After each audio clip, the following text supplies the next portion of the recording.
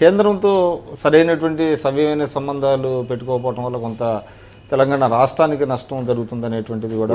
తెలంగాణకు విడిపోయిన రాష్ట్రాలు 2 రాష్ట్రాలకు సపోర్ట్ చేయాలి. ఆంధ్రప్రదేశ్ చేయొద్దని నేను అంటలేను. ఆంధ్రప్రదేశ్ కూడా ఇబ్బందికరమైన పరిస్థితి ఉన్నది. అంటే వాళ్ళు అక్కడ మిత్రపక్షంగా ఉన్నారు, ఇక్కడేమో వాళ్ళకాడ సాయం చేస్తలేరు, తెలంగాణలో కూడా సాయం చేస్తలేరు. ఆడ మిత్రపక్షం ఉండి ఏమైనా సాయం అయిందా? తప్పు పూర్తిగా కేంద్రాన్ని అంటారు. అంతే, అది తప్పంటాను నేను. మొన్న వాళ్ళ బీజేపీ ప్రెసిడెంట్ గారు వచ్చి మీరు తెలంగాణకి ఇది ఇచ్చినాం అది ఇచ్చినాం అంటే తెలంగాణకు వచ్చే ఆదాయం ఎంత? తెలంగాణ రొటీన్కి ఇచ్చేదాన్ని లెక్కలు చెప్పుకుంటే కేంద్రం నుంచి ఏదైతే రావాల్సిందో న్యాయంగా అయ్యే తప్ప మిగతాది అదనంగా ఏమీ ఇవ్వట్లేదు. ముఖ్యంగా విడిపోయిన రాష్ట్రాలకు సపోర్ట్ చేయమని మేము రిక్వెస్ట్ చేస్తున్నాం. ఇప్పుడు 2 విడిపోయినాయి.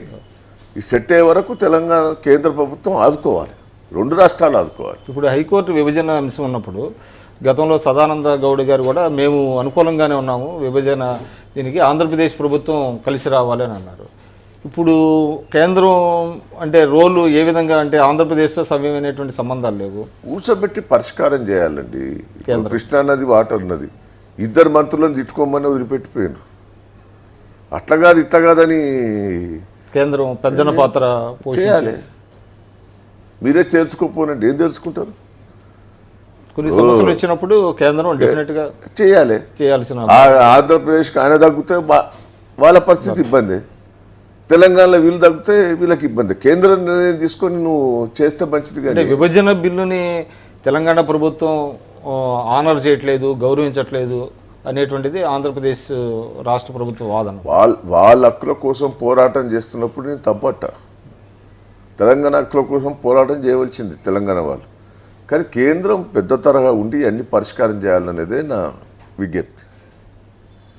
సో ఆ దిశగా కేంద్రం స్పందన తీసుకోలేకపోతలేదు. కానీ అలాంటప్పుడు మరి దీనికి ఏంటి పరిష్కారం అంటారు? అంటే ఇబ్బందికరమైన పరిస్థితి. రాష్ట్ర ప్రభుత్వం కొంత చొరవ తీసుకొని కేంద్రంతో మాట్లాడుతూనే ఉన్నదండి.